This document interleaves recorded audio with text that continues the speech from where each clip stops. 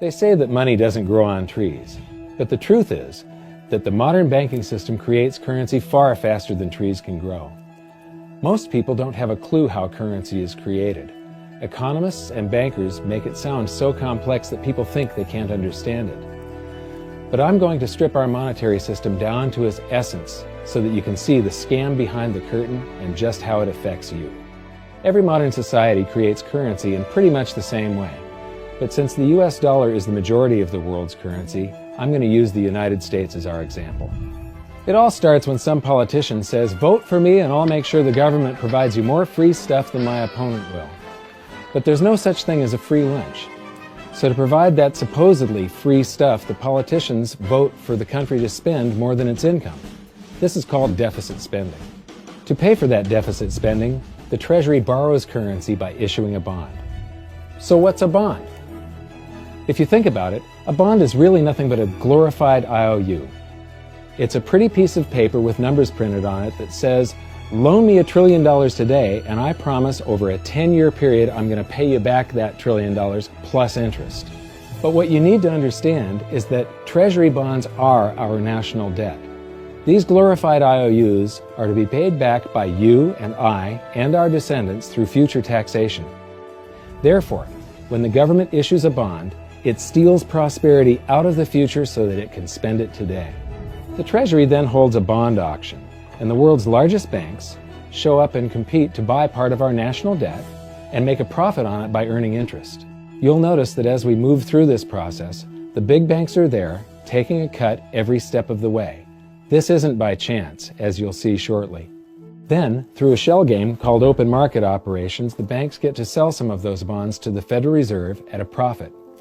To pay for the bonds, the Federal Reserve opens up its big old checkbook and writes bad, bogus, counterfeit checks that should bounce because they're drawn on an account that always has a zero balance. There isn't one penny in there.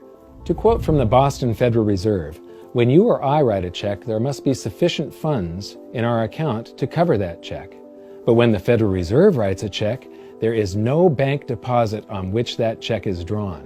When the Federal Reserve writes a check, it is creating money." The Fed then hands those checks to the banks, and at this point, currency springs into existence. The banks then take that currency and buy more bonds at the next Treasury auction. But what is a check? A check is also an IOU. When you write a check, you're making a note that says, "Here's my IOU for cash. All you have to do is go to the bank and pick it up."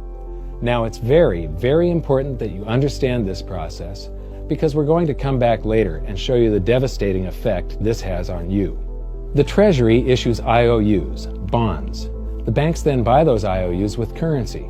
The Federal Reserve then writes IOUs, checks, and hands them to the banks in exchange for the Treasury's IOUs, the bonds. And currency is created. So what's really happening is the Federal Reserve and the Treasury are just swapping IOUs, using the banks as middlemen, and abracadabra, presto, currency magically springs into existence. This process repeats and repeats over and over again, enriching the banks and indebting the public by raising the national debt. The end result is that there's a buildup of bonds at the Federal Reserve and currency at the Treasury. This process is also where all paper currency comes from. The Federal Reserve and the government mistakenly call it base money because they didn't watch episode 1 of this series and they don't know the difference between money and currency. But I will correctly refer to it as base currency because it is not money. It is currency, and as we've learned, there is a big difference. Money has to be a store of value and maintain its purchasing power over long periods of time. We learned in episode 1 that earlier in our history, our paper currency was just a claim check. It was a representation for real money of intrinsic value, the gold and silver that was held on deposit at the Treasury. You could walk into any bank and slap your currency, like say a $20 bill, on the counter and redeem it for real money, a $20 gold piece. But now, this base currency that's piling up back here is really nothing but a receipt or a claim check on an IOU, that bond. So it's really nothing but a supply of numbers. The Treasury then deposits the newly created currency into the various branches of the government, and the politicians say, "Hey, thanks for that." And the government does some deficit spending on public works, social programs, and war. The government employees, contractors, and soldiers then deposit their pay in the banks. Now, this may come as a shock to you, but when you deposit your currency with the bank, you're not actually depositing it into an account to be safely held in trust for you.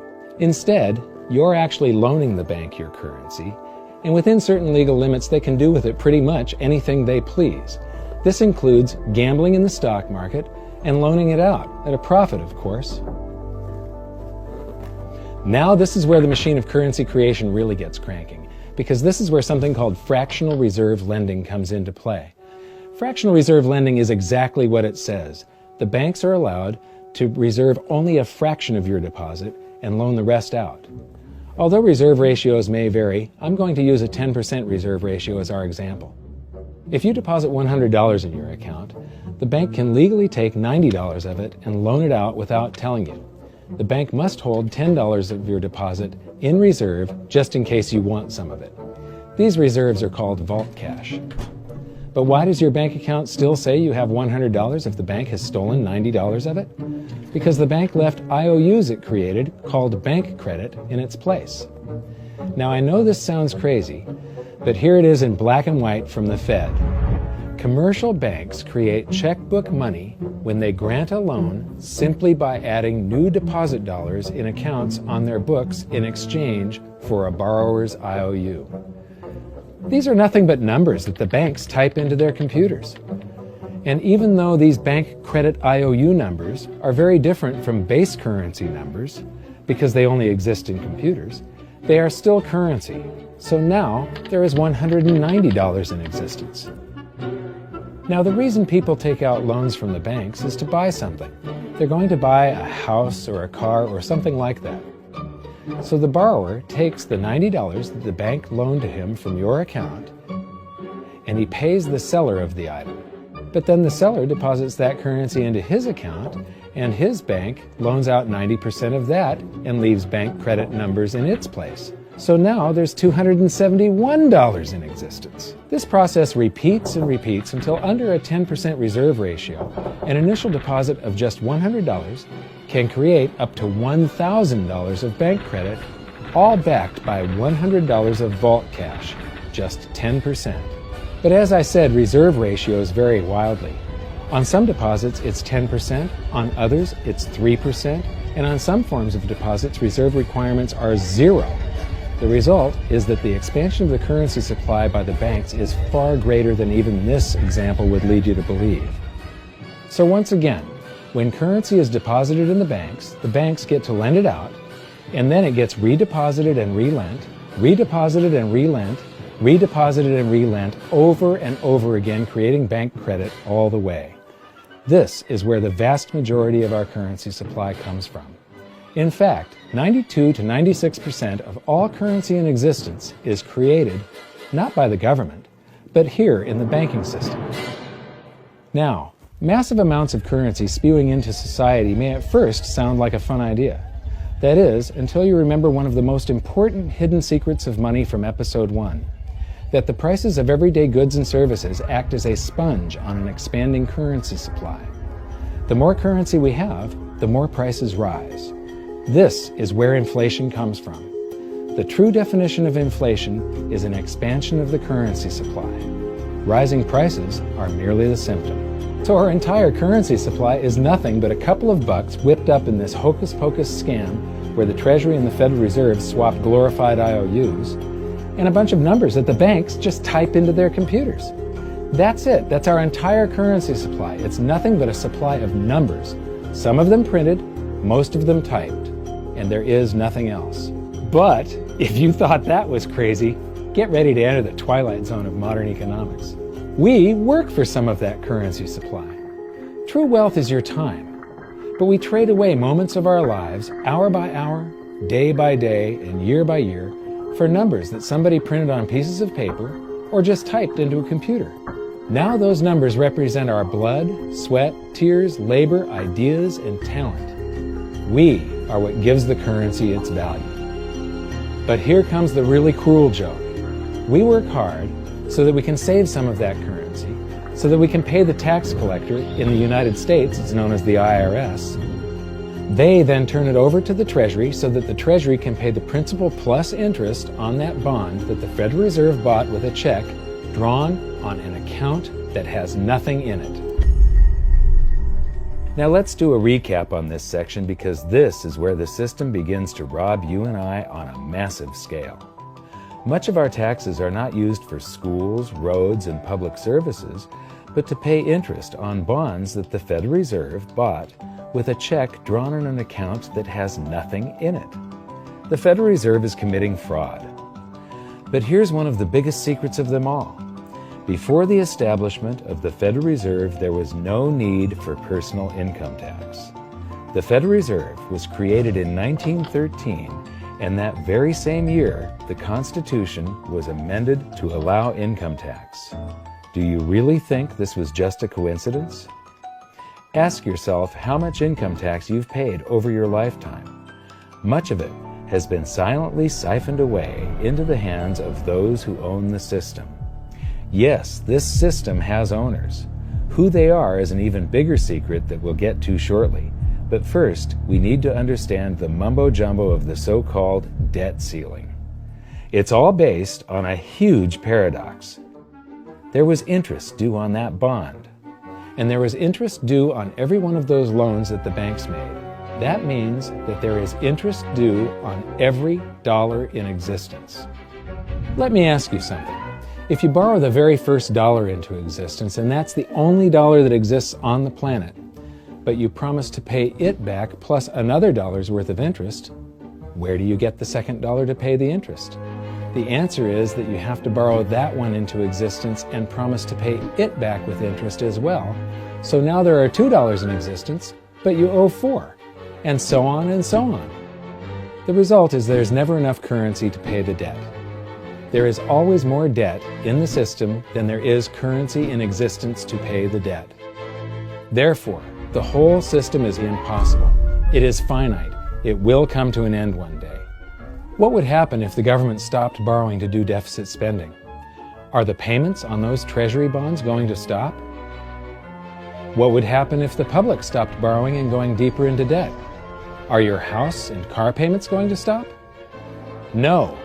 There is a payment due every month on the principal plus the interest on every dollar in existence, and those payments do not stop.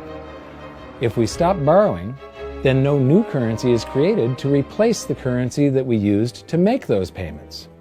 Whether you're making a payment on a loan or paying tax to make a payment on a bond, the portion of the payment that goes to pay off the principal extinguishes that portion of the debt. But the debt also extinguishes the currency. Currency and debt are like matter and antimatter. When they meet, they annihilate each other. If we just pay off the principal only on all the loans and bonds that exist, the entire currency supply just vanishes. So if we don't go deeper into debt every year, look what happens.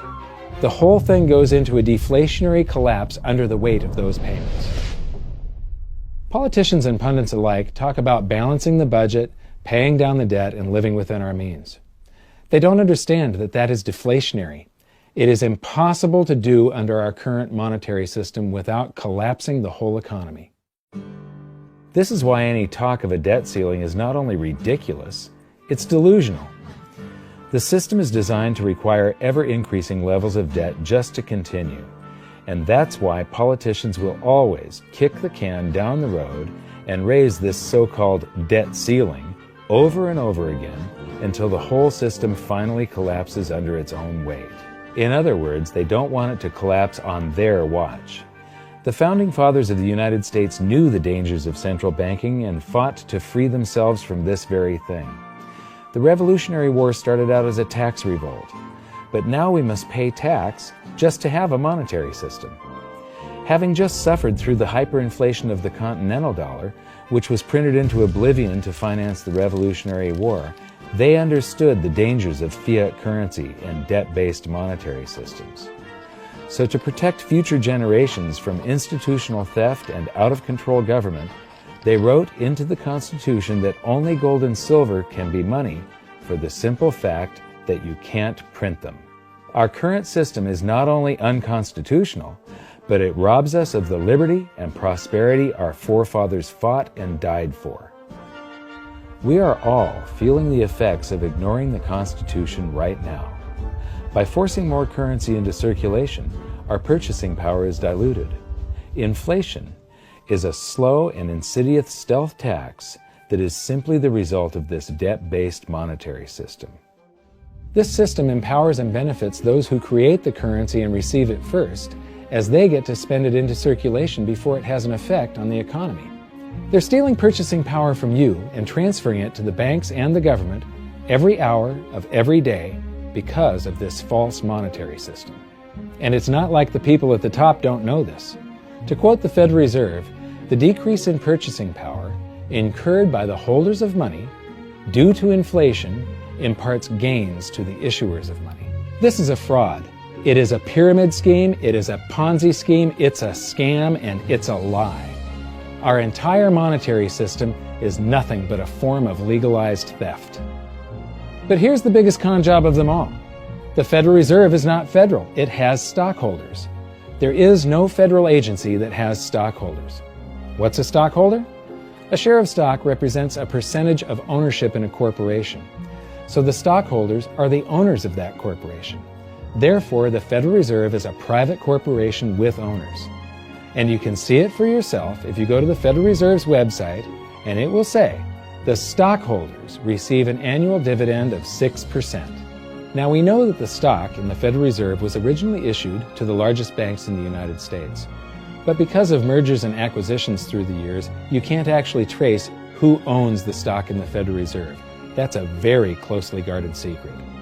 My guess would be that the owners are those primary dealers, the banks that get to make a profit by selling part of our national debt, those bonds, to the Federal Reserve, who buys them with a check from nothing. Then we pay tax to pay the principal and the interest on those bonds so that the Federal Reserve can pay the banks a 6% dividend. Don't be alarmed if you don't quite comprehend the deception of this system at first glance. Very few people do. It is purposely complex. The economist John Maynard Keynes once wrote, "By this means, government may secretly and unobserved confiscate the wealth of the people, and not one man in a million will detect the theft." I believe that presented correctly, anyone can understand this system, regardless of how complex it is. So let's do a recap and break it down even more. The way the system works is that, step 1, the government creates glorified IOUs. These bonds increase our national debt and put the public on the hook to pay it back. Step 2, IOUs are swapped to create currency. The Treasury sells the bonds to the banks. The banks then turn around and sell our national debt at a profit to the Federal Reserve, which they probably own. The Federal Reserve then opens its checkbook that doesn't have a penny in it and buys those IOUs with IOUs that it writes, checks, on a checking account that has a zero balance.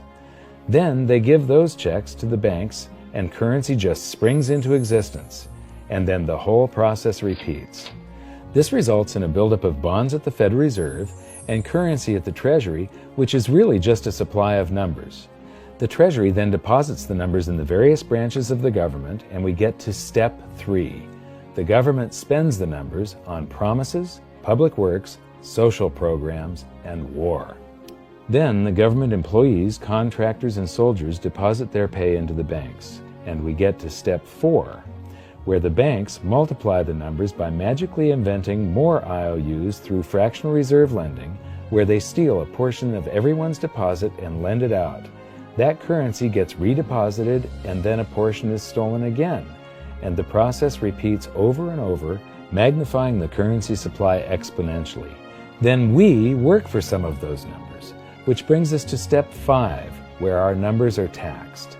We pay tax to the IRS, who then turns our numbers over to the Treasury, so the Treasury can pay the principal plus the interest on bonds that were purchased by the Federal Reserve with a check from nothing. Then we get to step 6, the debt ceiling delusion. The system is designed to require ever-increasing levels of debt and will eventually collapse under its own weight because politicians always kick the can down the road.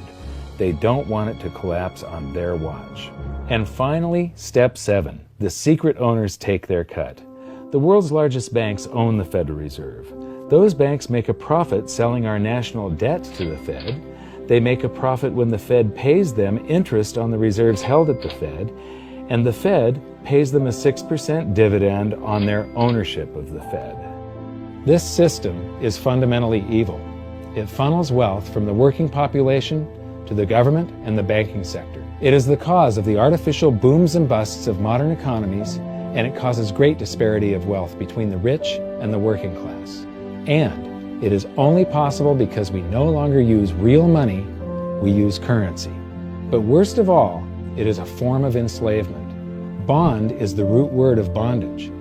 Whenever a government issues a bond, it is a promise to make us pay tax in the future. Nobody asked you if you wanted to pay tax today for the prosperity we all enjoyed in the last century.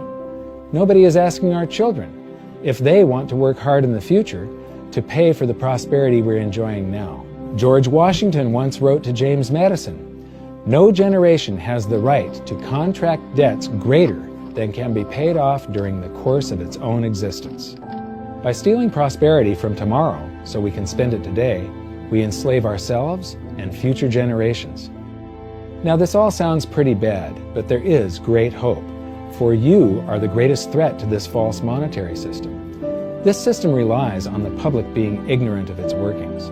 Please share this knowledge with everyone you know, because an informed public that fully understands the system can build a better future for generations to come.